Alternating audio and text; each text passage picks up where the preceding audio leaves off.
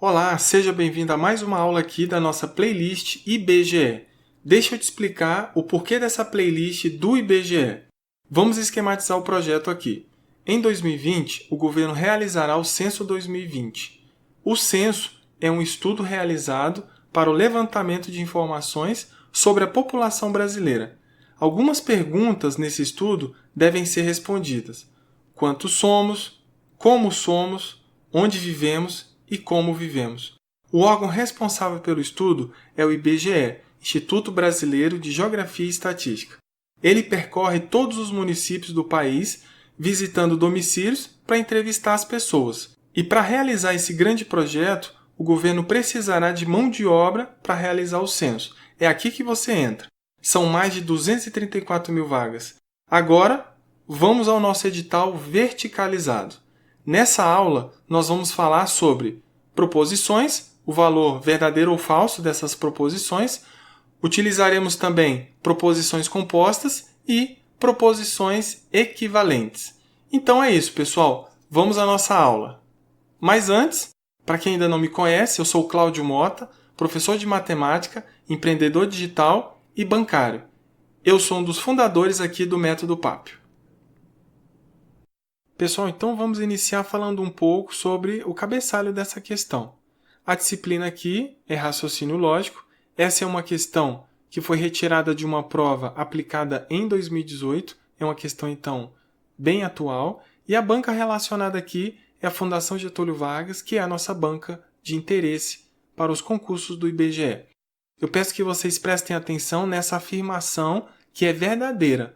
Todo parlamentar conhece bem a Constituição. Então, não faremos juízo de valor sobre essa afirmação. Apenas consideraremos ela como uma verdade. Eu peço que vocês prestem atenção que o início dela começa com a palavra todo. Todo parlamentar conhece bem a Constituição. Então, expressões envolvendo os termos todo, algum ou nenhum, elas são nomeadas como proposições categóricas. Então, ali em cima nós temos uma proposição categórica, porque ela começa ali com a palavra todo. Então, o nosso interesse aqui é sobre a expressão todo A é B. Mas o que significa todo A é B? Significa o seguinte, que o conjunto A está contido no conjunto B. Mas presta atenção. Dizer que todo A é B não significa o mesmo que todo B é A. Para vocês entenderem melhor, eu vou colocar um exemplo aqui. Todo goiano é brasileiro. Essa expressão ela é bem diferente de todo brasileiro é goiano. Pensando geograficamente, dentro desse exemplo didático, são duas expressões bem diferentes. E aí eu vou mostrar uma representação utilizando o diagrama de Venn dessa proposição categórica, todo A é B. A primeira é se a proposição todo A é B é verdadeira. Então, nós temos duas representações possíveis. A primeira é onde o conjunto A está dentro do conjunto B. A segunda é onde o conjunto A é igual ao conjunto B. Vamos, então, representar aqui o nosso diagrama para a primeira situação. Nós temos, então, dois conjuntos. O conjunto A está interno e o conjunto B está externo. Aqui fica claro que todo A é B. Por exemplo, se eu crio um elemento dentro do conjunto A, esse elemento ele estará no conjunto B. Então, todo A, nesse caso, é B também. Segunda situação, onde a proposição todo A é B é verdadeira, nós temos que o conjunto A é igual ao conjunto B. Qualquer elemento que eu criar dentro do conjunto A, esse elemento também estará dentro do conjunto B. Então, todo A é B é verdadeiro aqui também. A segunda situação é onde a proposição todo A é B é falsa. Então, mais uma vez, nós temos duas representações possíveis aqui. A primeira é quando o conjunto A está parcialmente contido no conjunto B, e a segunda é onde nenhum elemento do conjunto A está contido no conjunto B. Vamos aqui à primeira situação. O conjunto A está parcialmente contido no conjunto B. Então, vamos criar aqui dois conjuntos, o conjunto A e o conjunto B, onde eles possuem uma intersecção. Por exemplo, se eu criar um elemento dentro do conjunto A, esse elemento ele não estará no conjunto B. Então, existe pelo menos um elemento que está no conjunto A e não está no conjunto B. Então, isso indica que todo A é B é falso. A segunda situação, nós temos então o conjunto A e o conjunto B. Veja que nenhum elemento do conjunto A está contido no conjunto B. Mais uma vez, se eu crio um elemento no conjunto A, esse elemento ele não estará no conjunto B. Então, é uma situação onde a proposição categórica todo A é B é falsa. Vamos fazer a análise, então, das alternativas. Primeiro, análise da alternativa D de dado. O que diz a alternativa D de dado? Existe um parlamentar que não conhece bem a Constituição. Veja que ele tem uma palavra negando ali.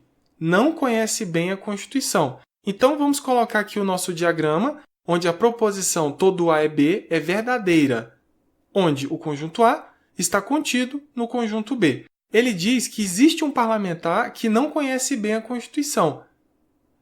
A nossa proposição verdadeira diz o seguinte, que todo parlamentar conhece bem a Constituição. Dentro dessa proposição categórica, quem é o conjunto A? É o conjunto dos parlamentares. E quem é o conjunto B? É o conjunto dos elementos que conhecem bem a Constituição. Se eu crio um elemento dentro do conjunto A, esse elemento ele estará dentro do conjunto B, ou seja, ele estará contido no conjunto B. Então, essa afirmação ela é falsa, ela é impossível de acontecer, porque todo parlamentar ele conhece bem a Constituição. Então, existe um parlamentar que não conhece a Constituição, é falso. Vamos para a alternativa E agora. O que diz a alternativa E? Não existe pessoa que conheça bem a Constituição e não seja parlamentar. Em outras palavras, ele quer dizer que apenas as pessoas que são parlamentares conhecem bem a Constituição. Não existem pessoas que não sejam parlamentar que também conheçam a Constituição. Vamos mais uma vez para o nosso diagrama, onde a proposição categórica todo A é B é verdadeira. Nós temos o conjunto A interno e o conjunto B externo. Trazendo para o nosso contexto, nós temos que todo parlamentar conhece bem a Constituição. Quem é o conjunto A? É o conjunto dos parlamentares. E quem é o conjunto B? É o conjunto dos elementos que conhecem bem a Constituição. Então, nós vamos refutar essa afirmação que foi colocada aqui na alternativa E. Nós podemos criar, sim, um elemento que está no conjunto B e não é parlamentar que conhece bem a Constituição, certo? Então, ele fala que não existe essa pessoa e nós provamos aqui que ela existe sim. Então, a situação nesse caso aqui é impossível. A alternativa E, ela é falsa. Por fim, eu deixei a análise das alternativas A, B e C para o final. Por quê? Porque as três proposições, elas são proposições que representam uma condicional. O que diz a alternativa A? Se uma pessoa conhece bem a Constituição, então é parlamentar. Alternativa B. Se uma pessoa não é um parlamentar, então não conhece bem a Constituição. E alternativa C. Se uma pessoa não conhece bem a Constituição, então não é parlamentar. Faremos uma análise dessas três. O problema é que essas três proposições são proposições do tipo se A, então B. O que nós temos na nossa proposição verdadeira é uma proposição categórica. Todo A é B. Então, nós vamos achar, utilizando esse todo A é B, uma proposição equivalente a se A, então B. O que eu quero dizer com isso? O que nós temos é que todo A é B, mas existe uma proposição equivalente, ou seja, que possui a mesma tabela verdade, que essa proposição todo A é B. E essa proposição é se A, então B. Então, eu posso trocar todo A é B por se A, então B. Trazendo para o nosso contexto, o que nós temos? Nós temos que todo parlamentar conhece bem a Constituição. Essa é uma proposição categórica que nós já conhecemos. Eu quero afirmar agora que essa proposição categórica ela é equivalente ou possui a mesma tabela verdade que, se é parlamentar, então conhece bem a Constituição. E é em cima dessa proposição que nós vamos trabalhar agora, dessa condicional. Veja que nenhuma das alternativas possui a nossa condicional que nós acabamos de encontrar. Então, nós usaremos essa condicional para dar sequência na nossa resolução. Nós temos que achar uma resposta que seja coerente com as alternativas A, B e C. Para falar disso, eu tenho que falar um pouco antes sobre equivalência envolvendo condicional. Por quê? Porque nós acharemos uma equivalência nessa condicional. Se é parlamentar, então conhece bem a Constituição. Qual é a situação? Se A, então B é igual a se não B, então não A. Essas duas proposições ou essas duas condicionais, elas são equivalentes. Elas possuem a mesma tabela verdade. E é em cima dessa segunda proposição que nós vamos trabalhar. E aqui eu estou representando de forma simbólica essa situação. Se A, então B, é igual a não B, então não A. Só que é muito fácil falar que essas duas proposições representam a mesma coisa. Eu vou mostrar aqui a tabela verdade das duas para mostrar para vocês que realmente elas possuem a mesma tabela verdade. Veja que na coluna do se A, então B, nós temos V, F, VV. E na coluna não B, se não B, então não A, nós também temos V, F, VV.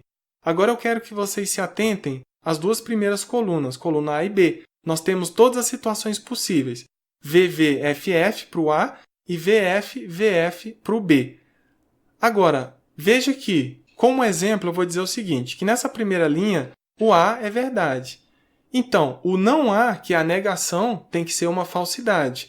A mesma coisa acontece na terceira linha. Nós temos que na terceira linha o valor de A é uma falsidade e o não A é uma verdade. Agora, vamos para a nossa condicional. Veja que a nossa condicional ela é falsidade apenas na segunda linha. Quando que uma condicional é falsidade? Quando o antecedente é uma verdade e o consequente é uma falsidade. Nesse caso, nós temos que a segunda linha é uma falsidade e o restante é uma verdade.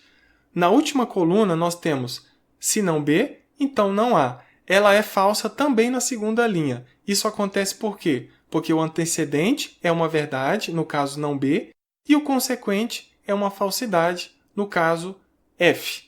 Então, trazendo para o nosso contexto, o que nós temos aqui? Nós temos que, se é parlamentar, então conhece bem a Constituição. Isso é equivalente a, se não conhece bem a Constituição, então não é parlamentar. Muito bem.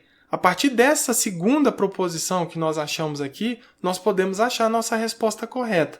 Se não conhece bem a Constituição, então não é parlamentar. Veja que a alternativa C contém a resposta correta. Se uma pessoa não conhece bem a Constituição, então ela não é parlamentar.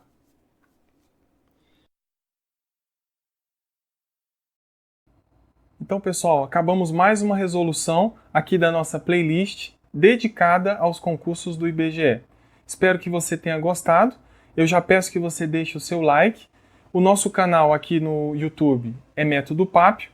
Você também encontra algumas informações no Facebook, na nossa fanpage, facebook.com/Método Papio. Outras informações você também pode encontrar no nosso site, metodopapio.com.br. Lá nós colocamos dicas e artigos relacionados à matemática também. Aguardo vocês no próximo vídeo.